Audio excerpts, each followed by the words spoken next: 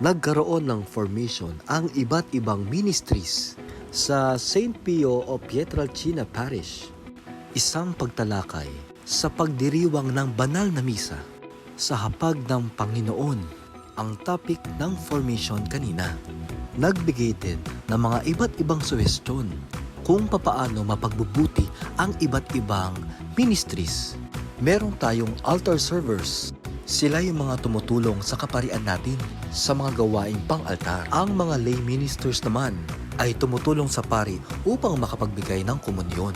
Ang mga lectors and commentators ang nagbabasa ng first and second readings at gabay ng tao sa pagdarasal.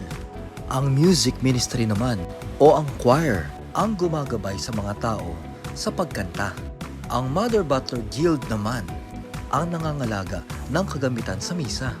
Naibahagi ko nga sa kanila ang mensahe ng repeating number of 23. Lahat ng dumalo ay may connection sa number 23. Kanina ay nandoon kami sa St. Pio o Pietrelcina Parish. At nabanggit ko nga sa kanila na ang feast day ni St. Pio ay September 23. At sa perfect timing ni God, ang location ng simbahan ay eksaktong nasa kilometer 23 Sumulong Highway. Lahat tayo ay may koneksyon dahil lahat ay tinawag ng Poong May Kapal upang mahalin siya. Lahat ay inaanyayahan na dumalo sa pagdiriwang ng banal na misa. Ito ay isang pasasalamat sa Poong May Kapal.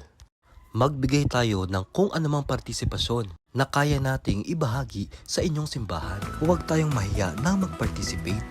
Kasi diba, David danced before the Lord with all his might. Ibig sabihin, hindi siya nahihiya anuman ang sabihin ng iba. Dahil sa huli, ang pagsayaw, ang pagkanta, ang pagiging altar servers, ang pagiging lay ministers and commentators, at pagiging Mother Butler Guild ay para sa Panginoong Diyos natin na gumawa sa ating lahat. Tayong lahat ay tinawag upang mahalin ang Diyos. Papuri sa Diyos sa kaitaasan.